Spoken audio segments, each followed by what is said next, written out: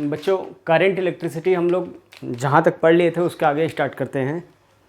तो आज हम लोग करंट इलेक्ट्रिसिटी में जो पिछले टर्न पे हम लोगों ने पढ़ रखा था वहाँ पे हम लोगों ने देख रखा था कि किस तरह हम लोग आर इक्विवेलेंट कैलकुलेट करते हैं। ठीक है, आर इक्विवेलेंट कैलकुलेट करने में हम लोगों ने देख लिया था कि किस तरह से सर्किट को सॉल्व करना होता है।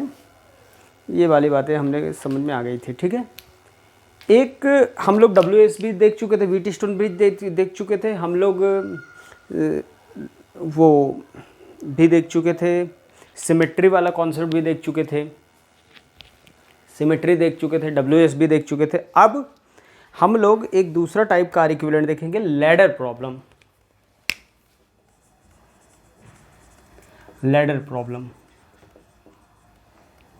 लैडर प्रॉब्लम क्या है बच्चों? जैसे मान लो आपसे पूछा जाए, एक क्वेश्चन दिया जाए,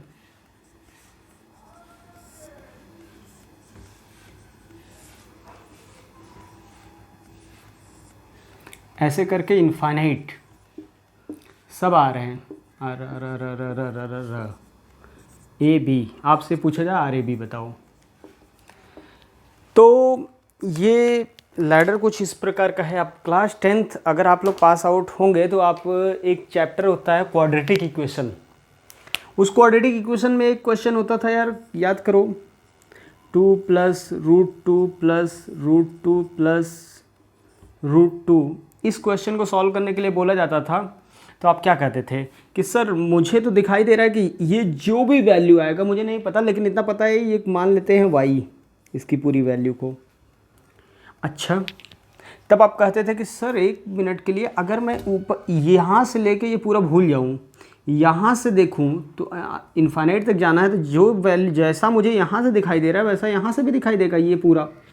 तो आप क्या कहते थे, इसको भी y मान लेते थे। तब आप y = √2 + y लिख देते थे, ये क्वाड्रेटिक सॉल्व कर लेते थे, तो आंसर आ जाता था। क्या आप वही सीन इस पर सिमेट्री का आपको दिखाई दे रहा होगा? देखिएगा तो आपको पता चलेगा कि आप यहाँ से खड़े होकर देखिए, जैसा दिखाई दे रहा है, आप यहाँ पे खड़े होकर देखिए, ये रजिस्टर जैसे यहाँ से ये रजिस्टर फिर रजिस्टर रजिस्टर फिर रजिस्टर इनफाइनाइट दिख रहा है, वैसे यहाँ से ये कुछ नाम A1 बोल दो, इसका नाम A2, दोनों इंसान का नाम A1 A2। क्या A1 बोलेगा मुझे जो भी आंसर आ रहा है आएगा मेरा, वही क्या A2 भी बोलेगा मेरा भी वही आंसर आएगा? क्योंकि उसको भी इनफाइनाइट तक ऐसे ही दिख रहा है, उसको भी इनफाइनाइट तक दिख रहा है। तो क्या करते हैं, पहले से ही मान लेते हैं हम ऐसे प्रॉब्लम में, लेट RAB = कुछ KR, अरे यार कुछ R इक्विवेलेंट क्या आता है, 5/2R, 6/2R, 1/2R, 0.5R, 97R, 45/3R, कुछ R का कोफिशिएंट ही तो आता है R इक्विवेलेंट, KR मान लो। ठीक, तो मान लिया KR, तो और यहाँ से भी ये जो पूरा आएगा इसको भी KR मान लो, या फिर एक मिनट के लिए x ही मान लो। कुछ बच्चों को कन्फ्यूज हो जाता है, ये सर क्या KR मान लिया, वो कोफिशिएंट निकालो चाहे x मान लो, दोनों एक ही चीज़ है। तो ये तो आंसर आपने x मान ही रखा है, और ये साथ में इसको भी आपने इस पूरे को हटा के x लिख दिया। अब देखो ये पूरे को हटा के मैंने x इसलिए लिख दिया क्योंकि यहाँ से भी मुझे वही दिखाई दे रहा है जो यहाँ से दिखाई दे रहा है। तो आप इन दोनों को पैरेलल पहले लगाओगे तो क्या बन जाएगा, RX/R + X parallel plus series = answer. तो कितना आ जाएगा, RX + R × R + X = X × R + X। ये RX + R² + RX = RX + X², ये इससे कट गया, तो X² - RX - R = 0। इसको सॉल्व कर लिए बच्चों, तो ये आ जाएगा 1 + (√(b² - 4ac) √5/2। तो आंसर आ जाएगा √5 + 1/2। दूसरा वाला नेगेटिव आ रहा है इसलिए उसको नहीं लेंगे, इंटू आर, ये आर के टाइम्स, ये आंसर आ गया आपका, देखिएगा। ठीक है,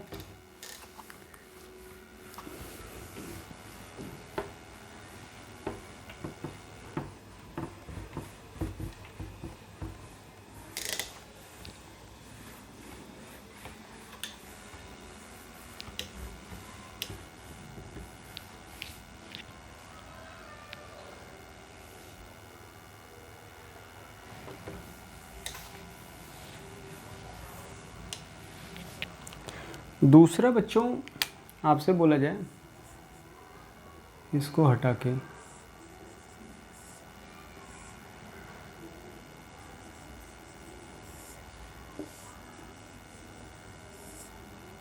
ऐसे इनफाइनाइट, ये भी आर आर आर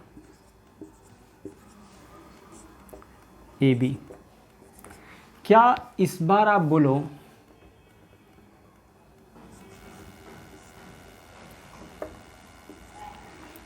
यहां से जैसा दिखाई दे रहा है, क्या आपको यहां से भी वैसा ही दिखाई दे रहा है यहां पे खड़े होने से? तो कुछ कहेंगे हाँ, तुम बात समझिएगा, गलत बात आप बोलेंगे, क्योंकि यहां से आप खड़े होकर देखिए तो आपको जो दिखाई दे रहा है यहाँ कुछ नहीं दिखाई दे रहा है, यहाँ रजिस्टर दिखाई दे, यहाँ देखोगे तो आपको रजिस्टर दिखाई दे गया, तो इसलिए ये देखना गलत है, आपको यहाँ से देखना पड़ेगा। यहाँ से देखो तो सही दिखाई दे रहा है, जैसे यहाँ से दिखाई दे रहा है वैसे यहाँ से, क्योंकि यहाँ से आप देख रहे हो तो कुछ नहीं, रजिस्टर, फिर यहाँ रजिस्टर, फिर रजिस्टर, ऐसे यहाँ पे भी कुछ नहीं, रजिस्टर रजिस्टर। तो ये करेक्ट है, ये देखिएगा कि वहाँ से कहाँ से काटना है, क्योंकि यहाँ से आप देखोगे तो पहले रजिस्टर दिखाई दे, जबकि यहाँ पे कुछ नहीं दिखाई दे रहा है ऐसा, तो इसलिए ये वाला गलत है, ये सही है। तो यहाँ से काट के अलग करोगे तो ये देखो आप जैसा सर्किट बनेगा, ये आर रहेगा ही, क्योंकि उसको काटना नहीं है, इसको पूरे को एक्स मानना है ना, ये एक्स आर आर, ये भी एक्स, सीरीज फिर पैरेलल फिर इक्विवेलेंट, यानी आर प्लस एक्स पैरेलल किसके है, आर के, R plus X plus R बराबर X, R square plus R X is equal to R X plus X square plus R X, X square plus R X minus R square equal to 0।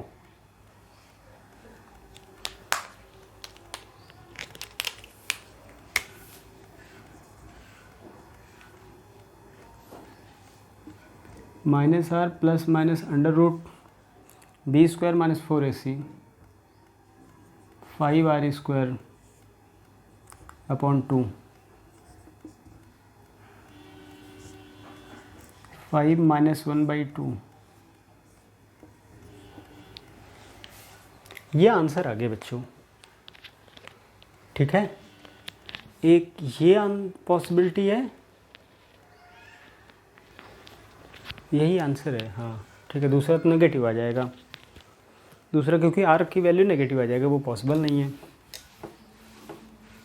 ठीक है, तो अगला जो symmetry वाले question आपको समझ में आ जाने चाहिए किस तरह सॉल्व करना है लैडर प्रॉब्लम में।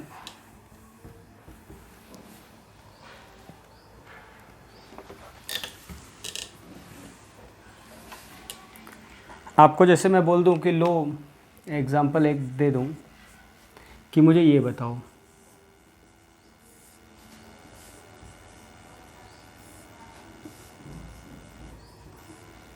ऐसे infinite 4r 4r 2r 2r r r r A B बताओ, तो पिछले से ये डिफरेंट कैसे है? तो पिछले से डिफरेंट तो दिख रहा है थोड़ा सा। अगर मैं इसको पूरे को यहाँ से आंसर x मान लूँ, ध्यान सुनिएगा, तो क्या यहाँ से काट दूँ तो भी वैसा ही दिखाई देगा, लेकिन थोड़ा सा अंतर आ रहा है कि यहाँ r है 2r यहाँ 2 से स्टार्ट हो रहा है। लेकिन 1 मिनट के लिए इतने पार्ट जो दिखाई दे रहा है उस पार्ट को ज़रा देखो ध्यान से, जो यहाँ से काट के अलग किया जा रहा है। 1 मिनट के लिए मैं इसको R1 बोल दूँ, 2R1, 2R1, किसको R1 बोल रहा हूँ, 2R को R1 बोल दिया 1 मिनट के लिए। सोचिएगा यहाँ से आप देखो, तो क्या आपको जो आंसर R में दिखाई दे रहा है, जैसे मतलब बच्चों आप पढ़ो हो कि x² - 2x + 1 = 0, इसको सॉल्व करो तो आप आंसर देते थे इसका रूट 1 है, और अगर y² - 2y + 1 बोल दो तो भी तो आंसर 1 1 ही बोलोगे ना। आंसर थोड़ी ना इस बात पे डिपेंड करेगा कि x लिखा है कि y लिखा है, इस बात पे तो आंसर डिपेंड नहीं करता है। ये तो आप क्वाड्रेटिक क्लास 10th में पढ़े हो। तो वही बात यहाँ पे मैं बोलूँ कि यहाँ से जो आपको R में जैसा दिखाई दे रहा है, R R 2R 2R, वही आपको R1 में दिखाई दे रहा है। R1 में जो R में दिखाई दे रहा है वही R1 में दिखाई दे रहा है।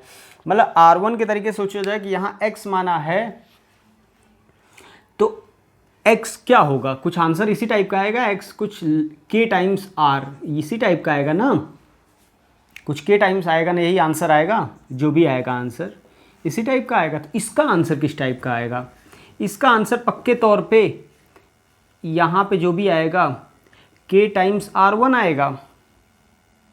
जैसे R में है वैसे R1 में है, क्योंकि 4R1 ऐसे चल रहा है ये। और R1 क्या है, R1 की वैल्यू 2R है, तो 2KR, यहाँ पे आंसर क्या आएगा, 2KR आएगा। मतलब इस यहाँ पे अगर x मान रहे हो तो यहाँ पे पूरे को रिप्लेस करके आपको क्या मानना पड़ेगा, 2x। समझ में आया कि नहीं, फिर से एक बार समझो। जैसे आपको यहाँ पे R दिखाई दे रहा है, जैसा स्ट्रक्चर दिखाई दे रहा है, उसी प्रकार का स्ट्रक्चर यहाँ पे भी दिखाई दे रहा है। वो R में नहीं है, वो R1 में है, वेरिएबल बदला है। तो यहाँ पे आंसर क्या आता है, x माना तो x कुछ k टाइम्स c तो आता है, जो भी आंसर तो R का कोफिशिएंट ही तो आएगा। जो कोफिशिएंट यहाँ पे आएगा वही R1 में यहाँ पे आएगा, क्योंकि एक जैसा है। R1 है क्या, 2R रख दिया तो यहाँ पे 2 के कोफिशिएंट बन जाएगा। यहाँ k कोफिशिएंट है तो यहाँ 2 के, तो यहाँ x है तो यहाँ 2x आएगा, सिंपली बोला जाए तो। ये बात सबको चमक गया होगा। तो मुझे भी लग रहा है कि ये बात आप ध्यान से समझिएगा, और भी किसी को फिर भी दिक्कत होगा तो वो मुझे कॉल करके पूछ लेगा। ये अगर मैं हटा दिया तो देखो क्या बन गया, यहाँ पे कुछ बना दिया 2x R R x।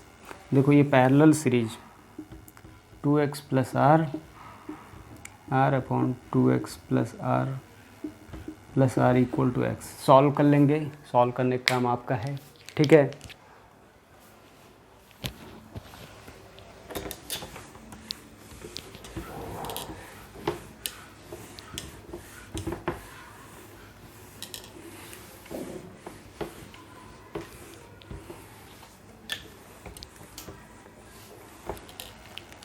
एक थोड़ा एडवांस लेवल का क्वेश्चन देते हैं आपको।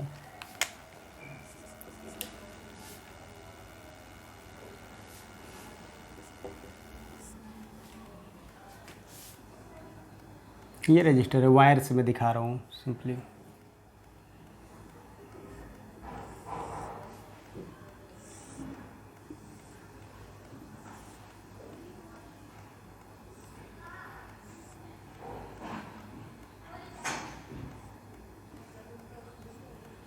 ऐसे इनफाइनाइट तक जाना है सीरीज़। इसका रेजिस्टेंस ऑफ वायर वो क्या है, स्मॉल r ओम पर मीटर। कितना दिया है, लैम्डा = स्मॉल, चलो लैम्डा लिख लो, अच्छा लगता है थोड़ा लैम्डा ओम पर मीटर है, ठीक है। और इसके बीच मुझे R इक्विवेलेंट पूछ रहा है, फाइंड RAB।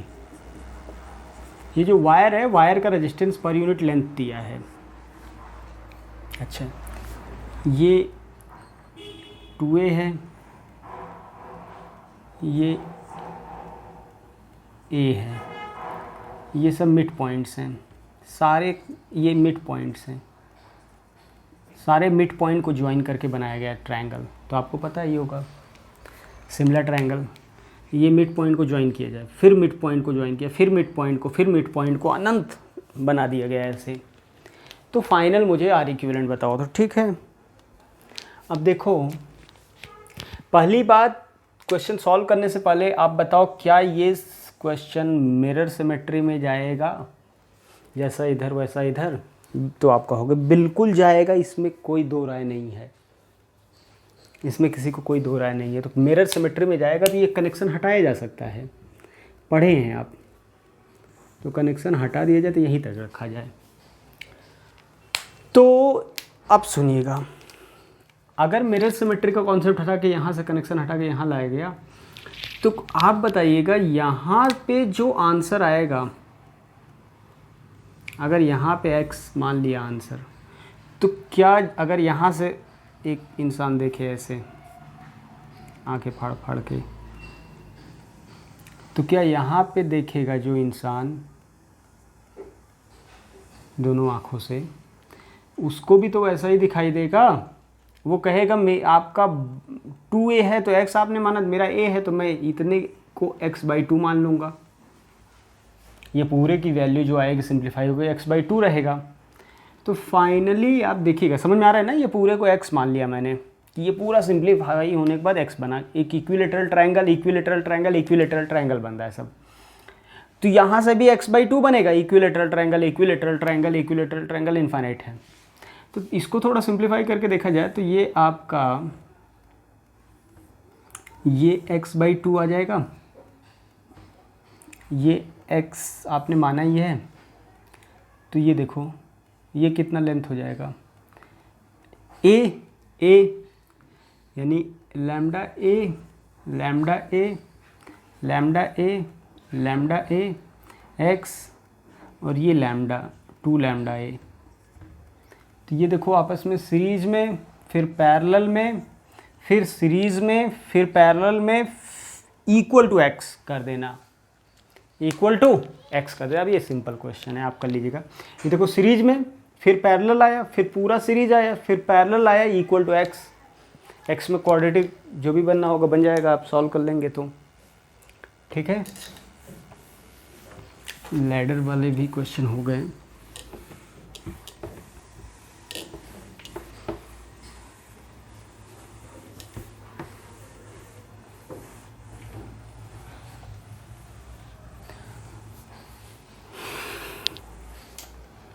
अब बच्चों हम लोग स्टार्ट करते हैं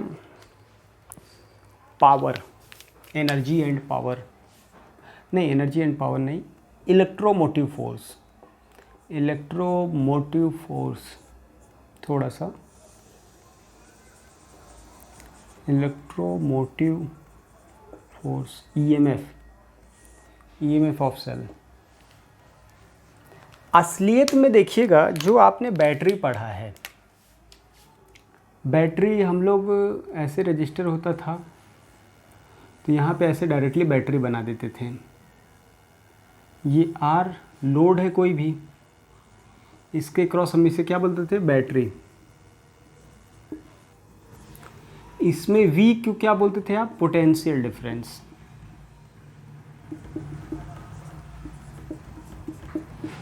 पोटेंशियल डिफरेंस ये ए और बी का डिफरेंस है, technically V B minus V A की वैल्यू है तो वी है।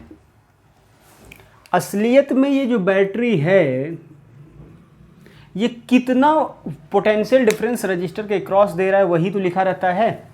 इन दोनों टर्मिनल का पोटेंशियल डिफरेंस मतलब इन दोनों टर्मिनल का पोटेंशियल डिफरेंस, यानी ये जो बैटरी का पोटेंशियल डिफरेंस है वो ये बताता है कि इस लोड के क्रॉस कितना वोल्टेज है डेवलप। अब बैटरी के अंदर का स्ट्रक्चर, अंदर क्या होता है, हम बोले तो अंदर की बात, तो बैटरी में ईमानदारी से ये है,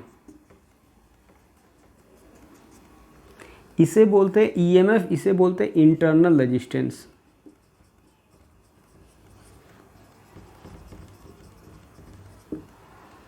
और ये ए है, ये बी है, तो मतलब ये एक तरीके से बोला जाए जीरो, तो इसको वी बोलते थे, इसको जीरो, तो ये वी है, ये तो आर अपना वही लोड ही है। तो देखा जाए तो यहाँ पे v equal to I R आप लिखते हो, तो यहाँ पे क्या लिखोगे, v की वैल्यू क्या लिखोगे, ज़रा लिखो तो, करंट ऐसे जाएगा तो क्या लिखोगे, प्लस माइनस, माइनस प्लस, कैसे लिखोगे, zero minus I R plus E equal to V, यानी v इक्वल टू क्या होगा, e माइनस आई आर। इसे बोलते हैं EMF, इसे बोलते हैं पोटेंशियल डिफरेंस, ये इंटरनल लॉस।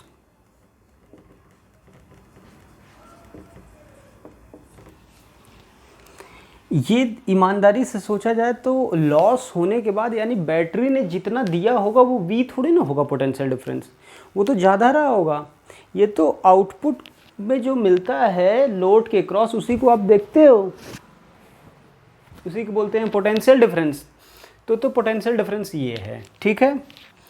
असलियत में समझो तो बैटरी क्या करता है, बैटरी की बात किया जाए तो ये बात तो आपको समझ में आ ही रहा होगा। इस डायग्राम को हम हटा सकते हैं, थोड़ा बोर्ड छोटा ही है अपना, तो काम चलाना पड़ेगा।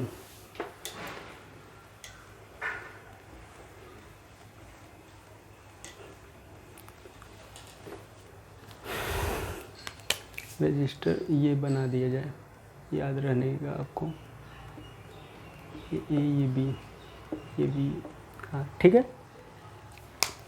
असलियत में बच्चों ये जो वोल्टेज है ये E माइनस आई आर क्या है, इस बात को समझो। असलियत में आप बताओ कि चार्ज क्यों ऐसे फ्लो हो रहा होगा, करंट इधर फ्लो होने का मतलब चार्ज क्यों ऐसे फ्लो होना, चार्ज क्यों, इस बैटरी को थोड़ा हम बड़ा बना के दिखा रहे, बैटरी पार्ट को ही, बैटरी पार्ट को ही हम थोड़ा बड़ा बना के दिखा रहे हैं। ये बैटरी है, ठीक है ना। चार्ज क्यों ऐसे गया, 1 कूलम का चार्ज लेके हम डेफिनेशन दे रहे हैं, क्योंकि डेफिनेशन 1 कूलम चार्ज के लिए ही है, स्टैंडर्ड डेफिनेशन।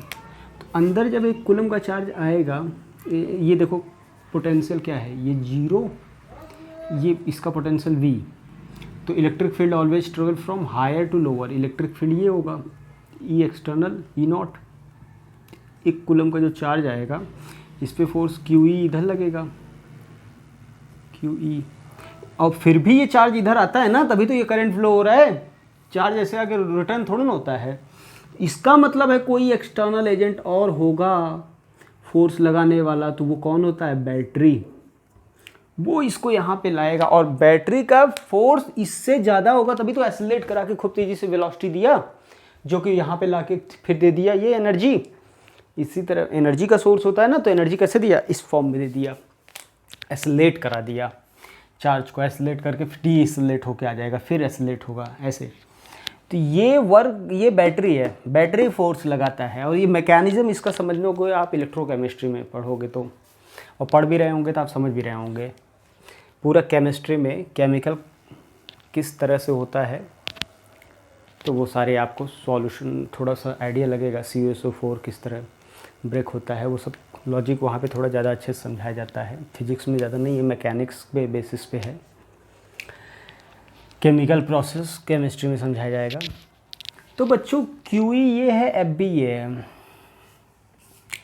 तो ये इधर फोर्स लगाया तो ये इधर तक आ रहा है, फिर ऐसे जाएगा, फिर ऐसे आएगा, फिर ऐसे जाएगा, फिर ऐसे आएगा, ये इस तरह चलता रहता है। तो ये बैटरी है, ये इसका काम है। तो ये देखो क्या है, ईमानदारी से ये जो वर्क करेगा, वर्क डन बाय बैटरी और FB, यही तो energy supplied to the charge, यही तो होगा ना, एनर्जी गिवन बाय बैटरी। एक तरीके से सोचो तो इसको मैकेनिक्स में मैं रिलेट करके आपको समझाना चाहूँ तो मान लो फ्रिक्शन वाला सरफेस है, कुछ फ्रिक्शन है, एक एग्जांपल के लिए सोचो, म्यू की वैल्यू 0.5 है, 2 kg का ब्लॉक है, एक इंसान यहाँ पे इसको पुश कर रहा है, सोचिएगा ज़रा, कुछ 20 न्यूटन से, ठीक है। अब आप सोच के बताइएगा फ्रिक्शन कितना लगेगा, म्यू एन 10 mg 20 हो जाएगा, 10 न्यूटन। तो मान लो ये 1 मीटर तक डिस्प्लेस कर दिया, ये 2 मीटर मान लो डिस्प्लेस किया, तो वर्क डन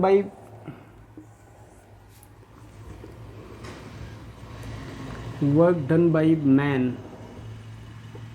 कितना हो जाएगा, 20 इंटू 2 40 जूल, लॉस 10 इंटू एक तरीके से 10 जूल, नेट एनर्जी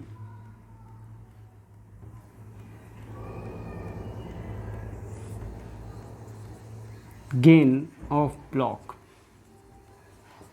30 जूल ना, यही तो होगा ना 30 जूल, यानी मतलब हाफ mv² से देखा जाए तो v की वैल्यू √30 होगा हाफ mv² से, एनर्जी मिल गया ना। तो इसी बात को समझो ज़रा, इंसान ने पुश करने में जो एनर्जी देने में, आपको जो एनर्जी इधर दिख रहा है 30 जूल, असलियत में क्या इंसान ने उतना एनर्जी दिया था? वो तो बोलेगा मैं तो 40 जूल दिया, 10 जूल लॉस हो गया, इंटरनल लॉस, फ्रिक्शन से एक्सटर्नल लॉस है एक तरीके से सोचो तो 10 जूल लॉस हो गया। तो यहां भी ये जो 40 जूल है वही ईएमएफ का काम है। ई पोटेंशियल एनर्जी क्या होता है, Q इंटू वी, एक कूलम को ले जाने में जो वर्क होगा, एनर्जी जो सप्लाई करेगा, E इंटू 1, एक कूलम के लिए E इंटू 1, E यानी energy they given by battery, ये एनर्जी लॉस 1 कूलम के लिए, ये आउटपुट जो 30 जूल है, ये एक तरीके से सोचो 30 जूल है जो मिला, जो आपको दिखता है पोटेंशियल डिफरेंस लिखा जाता है कि ये मिला 30 जूल, वो पोटेंशियल डिफरेंस है। पोटेंशियल डिफरेंस एक तरीके का आउटपुट है, ईएमएफ क्या है, एक तरीके का इनपुट है, और इंटरनल रेजिस्टेंस क्या है, लॉस है। तो इस एग्जांपल को याद रखिएगा, जैसे कि मैं 40 जूल एनर्जी दिया, 10 जूल फ्रिक्शन में लॉस हो गया, 30 जूल मिला, तो ये 40 जूल क्या बोला जाएगा, ईएमएफ ऑफ द सेल। यहाँ से यहाँ तक ले जाने में बहुत सारे इसके अगेंस्ट वर्क करना पड़ेगा, बहुत सारे कोलिजन होंगे, किसी तरह बचा के लेके जाना है भिड़ते हुए सबसे, तो यहाँ से यहाँ तक ले जाने में कुछ लॉस भी तो होगा एनर्जी, वो फ्रिक्शन है। तो इस बात को आप सब लोग याद रखो कि इसको याद रखना है, किस तरह याद रखना है, तो ये work done by battery, work done by battery क्या होता है ईमानदारी से, Q into V, Q into V, Q यहाँ पे 1 है, ठीक है ना। तो वर्क डन बाय बैटरी एक तरीके से Q इंटू वी क्या, ईएमएफ बोल दें, ईएमएफ,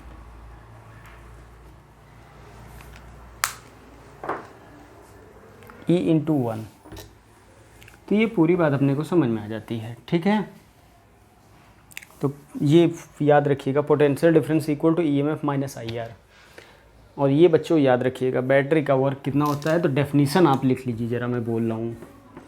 ईएमएफ को डिफाइन किया जाता है, EMF is of the cell is defined as the work done by battery, work done by battery in moving a unit positive charge from lower potential terminal या negative potential terminal to higher potential terminal, positive potential terminal, ठीक है।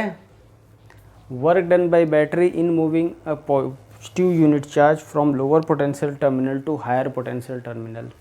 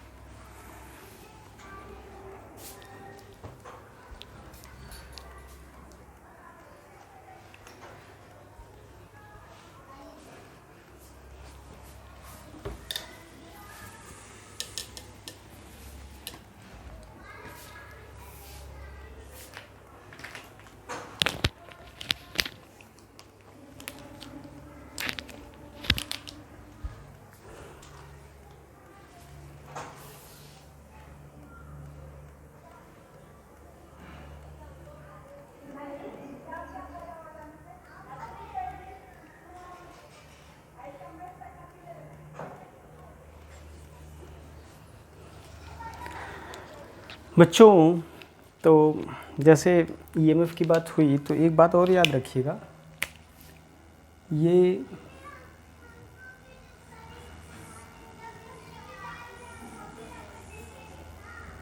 ये load है,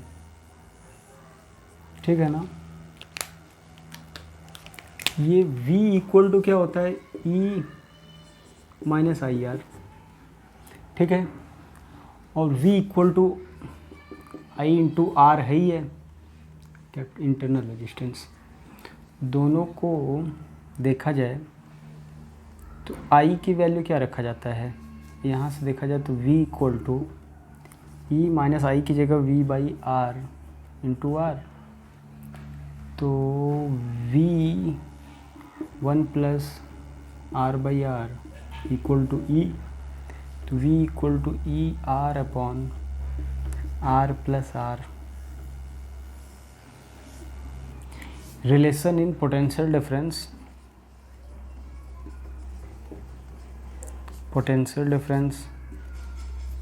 and EMF.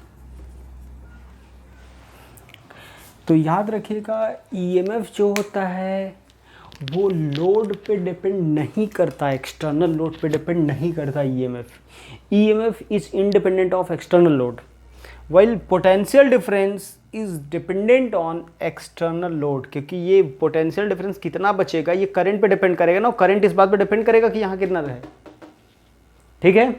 Potential difference इस बात पे depend करता है। अब आप सोचो जरा कि मैं बोलूँ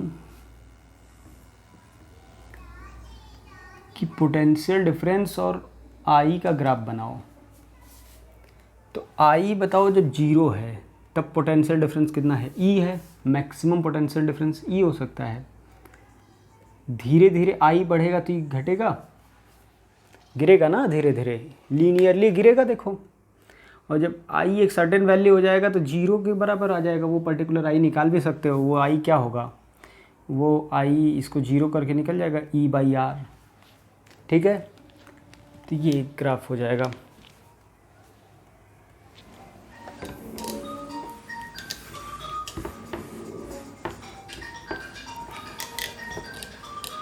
तो ये वाली बात बच्चों हो गया, ठीक है।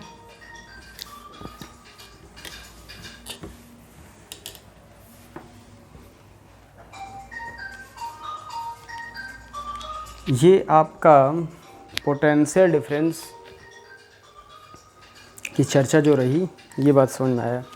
और एक बात याद रखो कि अगर करंट ऐसे फ्लो हो रहा है, करंट ऐसे फ्लो होने का मतलब एक तरीके से सोचो, चार्ज इधर फ्लो हो रहा है, तो चार्ज इधर का मतलब होता है डिस्चार्जिंग, डिस्चार्जिंग ऑफ बैटरी। और अगर ऐसे फ्लो हो रहा है करंट या चार्ज, इसे बोलते हैं चार्जिंग ऑफ बैटरी।